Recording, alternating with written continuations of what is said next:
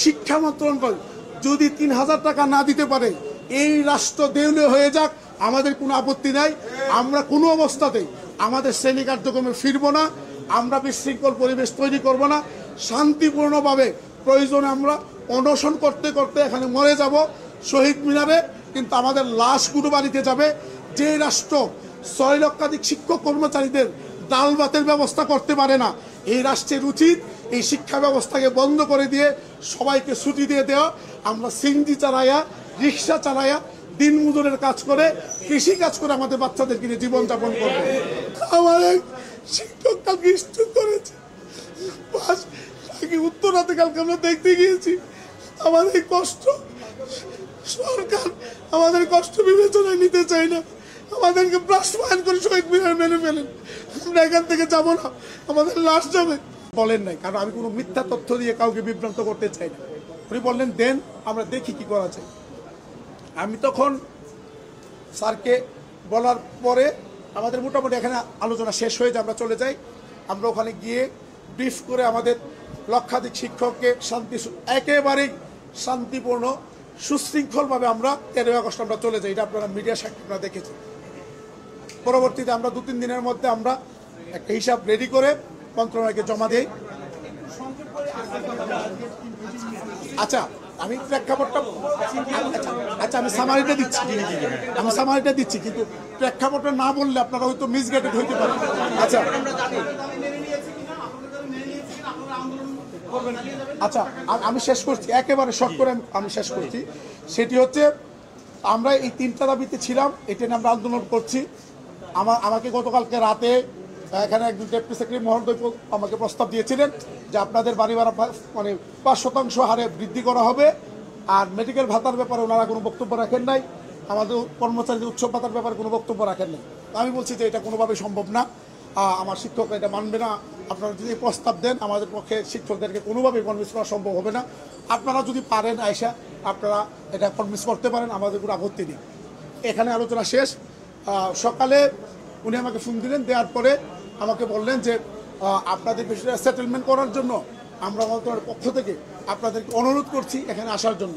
আপনারা আসলে আমরা বসতে হয়তো একটা সমাধান বের হবে।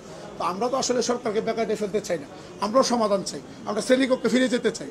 আমরা চাই যে এটা সুষ্ঠু সমাধান হোক। তখন আমরা বললাম ঠিক আছে, আমরা আপনাদের সাথে আমরা আলোচনায় বসবো, আমরা আশা করি বসতে হয়তো সমাধান হবে। আমরা আসলাম, আসার পরে ওনারা কালকে যে কথা বলেছেন এর বাইরে ওনারা লড়তে একেবারেই রাজি না। অর্থাৎ আমার কাছে মনে হচ্ছে ওনারা আলোচনার নামে একটা আইওয়াশ করেছেন। কারণ আলোচনার অর্থ হচ্ছে আগে যে প্রস্তাব দিয়েছে এখান থেকে আমাকেও ছাড় দিতে হবে, মন্ত্রণালয়কে ছাড় দিতে হবে, কিন্তু ওনারা এর বাইরে ছাড় দিতে রাজি নয়। আমরা ওনাকে বাবা সম্বোধন করেছি যে আপনি আমাদের বাবার মতো, আমরা সন্তানের মতো। আমাদের এত কোনো উচ্চাঙ্গা নাই যে আপনি আমাদেরকে 50,000 টাকা বেতন, আপনি আমাকে 1 লাখ টাকা বেতন করে দেন। আমাদের প্রত্যাশা আপনারা 4 জন শিক্ষক, আপনাদের কাছে আমাদের প্রত্যাশা যে আপনারা আমাদের ডাল ভাতের ব্যবস্থা করে দেন। আমাদের ম্যাক্সিমাম নেতা ওখানে কান্না করুক, আগামী বাজেট থেকে 10 কার্যকর হবে। ওনারা আমাদের কথা পুনর্বিবেচনা করেন নাই।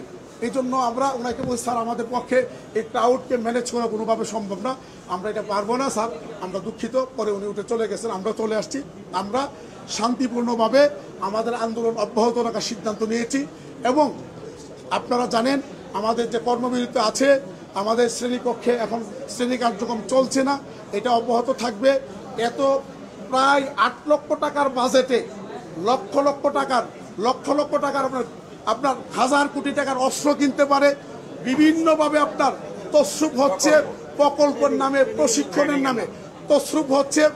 কিন্তু আমাদের শিক্ষকদেরকে সরকার, শিক্ষা মন্ত্রণালয় যদি 3,000 টাকা না দিতে পারে, এই রাষ্ট্র দেউলে হয়ে যাক, আমাদের কোনো আপত্তি নাই। আমরা কোনো অবস্থাতেই আমাদের শ্রেণী কার্যক্রমে ফিরবো না, আমরা বিশৃঙ্খল পরিবেশ তৈরি করব না। শান্তিপূর্ণভাবে প্রয়োজনে আমরা অনশন করতে করতে এখানে মরে যাব শহীদ মিনারে, কিন্তু আমাদের লাশগুলো বাড়িতে যাবে।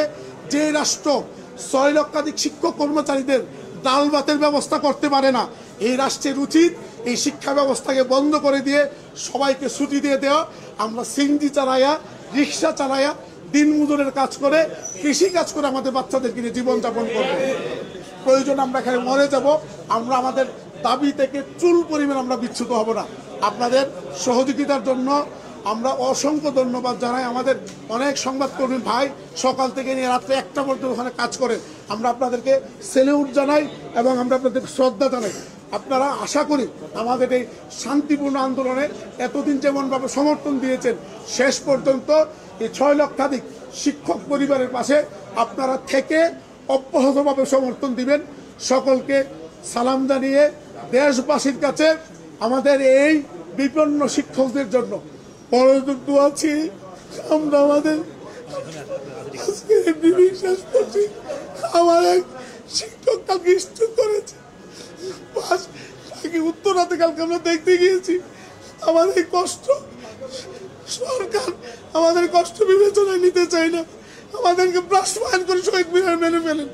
আমরা এখান থেকে যাব না, আমাদের লাশ যাবে। সকলকে ধন্যবাদ। আমাদের মাত্র 1000 টাকা বাড়ি ভাড়া দেওয়া হয় আর 500 টাকা চিকিৎসা ভাতা। এটা থেকে বস্তিতে থাকা সম্ভব? এটা রাষ্ট্রের বোঝা উচিত যে 1000 টাকা বাড়ি ভাড়া দিয়ে একটা অনার্স মাস্টার শিক্ষিত মানুষ সে কিভাবে 1000 টাকা বাড়ি ভাড়া দিয়ে থাকবে? আর এখন নিয়োগ হচ্ছে 400-500 কিলো দূরে, কিভাবে তারা জীবনযাপন করবে? আর 500 টাকা মেডিকেল ভাতা সামান্য। আমরা 10 এখানে আমাদের যে প্রস্তাব, আমরা সামান্য প্রস্তাব দিয়েছি, এটা তো রাষ্ট্রের জন্য আহামরি কিছু না। এটা সকল রাজনৈতিক দল, পেশাজীবী সংগঠন আমাদেরকে বলছে 9300 টাকা দিয়ে আপনারা বলেন একজন শিক্ষক তার মা বাবা তার 2-1টা বাচ্চা থাকে, তার স্ত্রী থাকে, 6 জন মানুষ নিয়ে 9300 টাকা দিয়ে একজন শিক্ষক কিভাবে জীবনযাপন করবে? আমরা গোটা জাতির কাছে প্রশ্ন রাখতে চাই।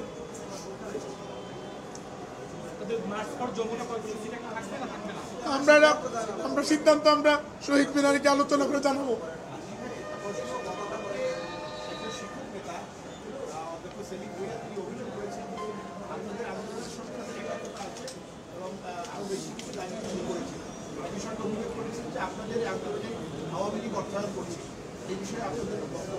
আমি সবার সামনে একেবারে খোলাখুলি বলছি, আমরা কোনো শিক্ষকের কাছ থেকে 1টি পয়সাও নেই না।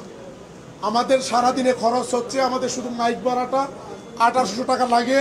এই মাইক ভাড়াটা এটা আমাদের যে 6টা সংগঠন আছে আমরা নিজেদের পকেট থেকে দেই, এর বাইরে আমাদের আর কোনো খরচ নেই।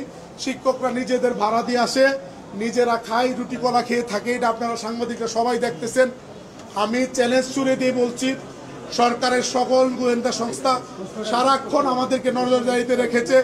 যদি বিন্দুমাত্র কোনো রকমের কারো কাছ থেকে অর্থ নেয়ার কোনো রকমের প্রমাণ তারা পেয়ে থাকে, আমরা চ্যালেঞ্জ ছুড়ে দিয়ে বলছি আপনারা এটা প্রকাশ করেন এবং আইন অনুযায়ী যে শাস্তির ব্যবস্থা করা দরকার আমাদের জন্য করেন, আমাদের কোনো আপত্তি থাকবে না। আমি আবার পরিষ্কার করছি, আমরা কারো কাছ থেকে 1টি পয়সাও চেয়ে নেইনি। কোনো রকম কোনো রাজনৈতিক দলের কাছ থেকে 1টি পয়সাও আমরা নেইনি।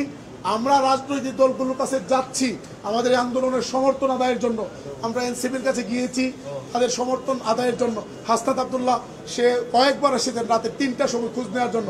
আমরা জামাতের সাথে মিটিং করেছি আমাদেরকে সহযোগিতা করার জন্য, কিন্তু আর্থিক সহযোগিতা কারো কাছ থেকে 1 পয়সা নিয়েছি, কেউ আমাদেরকে দিয়েছে।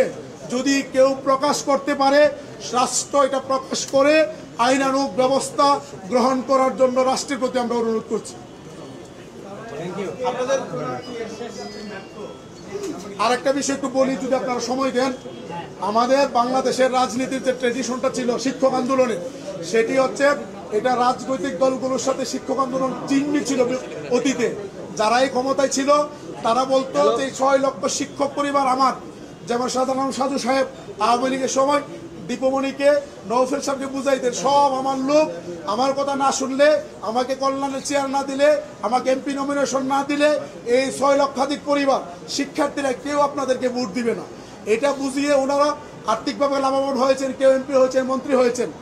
এখন আরেকটা গ্রুপ চাচ্ছে বিএনপিকে বুঝিয়ে যে আমরা সব শিক্ষক আমাদের, যদি আপনারা আমাদেরকে 30টা আসন না দেন, এমপি মন্ত্রী না দেন, কল্যাণ অপশন না দেন, তাইলে 6 লক্ষ শিক্ষক পরিবার এবং তাদের শিক্ষার্থীরা কেউ ভোট দিবে না, নির্বাচনে বড় বিপর্যয় হবে। এই গেমটা তারা এখন খেলতে পারতেছে না। 5ই আগস্টের পরে বন্দোবস্ত চেঞ্জ হয়ে গেছে। শিক্ষকরা এখন কোনো রাজনৈতিক ছত্রছায়ায় থাকতে চায় না। তারা চায় তাদের পেশাগত আন্দোলনে যারা এগিয়ে আসবে তাদের সাথে তারা থাকবে। আমরা একেবারে ক্ষুদ্র মানুষ, একেবারে ছোট মানুষ, আমাদের একেবারে বড় রকমের কোনো পরিচয় নাই। শুধুমাত্র আমরা ন্যায়সঙ্গত দাবি দেওয়া নিয়ে মাঠে আসি, এই জন্য শিক্ষকরা আমাদেরকে সমর্থন করে।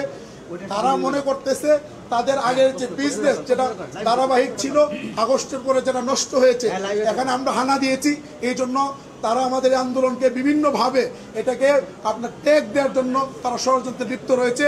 আমরা এই প্রক্রিয়ার এবং পদ্ধতির এবং ফেসিবাদী কায়দায় একটা ন্যায়সঙ্গত আন্দোলনকে ব্যর্থ করে দেওয়ার যে ষড়যন্ত্র, এটার আমরা চরম এবং তীব্র নিন্দা জানাচ্ছি। এবং আমি বিএনপির হাইকমান্ডের কাছে অনুরোধ করব, বিশেষ করে দেশ নেতা, আপনি কি স্পষ্ট করে বলবেন যে এই সিদ্ধান্তের পরে আপনারা আন্দোলনটাকে কোন জায়গায় নিতে চান, একটু যদি এইটা আবার বলেন। আমরা আসলে আমরা শহীদ মিনারে থাকবো শান্তিপূর্ণভাবে।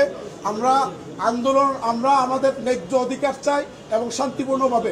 আপনারা দেখেছেন আমরা মাস্টার সচিবালয় যখন আমরা করেছি 2 দিন আগে, মাজার গেটে ব্যারিকেড দিয়েছে, আমার একটা শিক্ষক একটা ব্যারিকেডের মধ্যে টুকা পর্যন্ত দেয়নি। আমরা শান্তিপূর্ণ ওখানে বসেছিলাম, আপনারা মিডিয়া সাক্ষী। আমরা ওখান থেকে কতক্ষণ থেকে আবার চলে গেছি, কোনো বিশৃঙ্খল পরিবেশ হয় নাই। কালকে আমরা শাহবাগে ব্লকের কর্মসূচি ছিল, আমরা ওখানে গিয়েছি। আমাকে যখন পুলিশ বলছে এটা খালি করার জন্য, বিশেষ করে আপনার রমনার যে ডিসি মাসুদ ভাই বললেন, ভাই আমার অনেক বড় রকমের চাপ আসছে, আপনি একটু ছেড়ে দেন, আপনি বললে চলে যাবে শিক্ষকরা। আমি 10 মিনিটের মধ্যে আমাদের হাজার হাজার শিক্ষক নিয়ে আমরা ওখান থেকে চলে এসেছি। অর্থাৎ এখান থেকে বিষয়টা পরিষ্কার যে আমরা প্রশাসনকে সহযোগিতা করতে চাই, আমাদের কোনো ইন্টেনশন নাই। আপনারা যেটা করছেন এটা আপনাদের দাবি অবশ্যই আমাদের করতে হবে, কিন্তু শিক্ষা প্রতিষ্ঠান বন্ধ রেখেছেন আর শিক্ষার্থীদেরকে জিম্মি করা হচ্ছে একদম, এটা শিক্ষক হিসেবে আসলে পারে। এটার জন্য আমরা অত্যন্ত দুঃখিত। প্রত্যেকে যার যার পেশা ওখানে থাকতে চায়। আপনি সাংবাদিক হিসাবে আপনি আপনার অফিসে থাকতে চান বা ফিল্ডে আপনি সংবাদ সংগ্রহ করবেন, এটাই আপনার কাজ হওয়া উচিত এবং আপনার ওই সংগ্রহ আপনার আগ্রহ থাকে। শিক্ষক হিসাবে আমাদের হৃদয় আমাদের শিক্ষার্থীদের কাছে পড়ে আছে।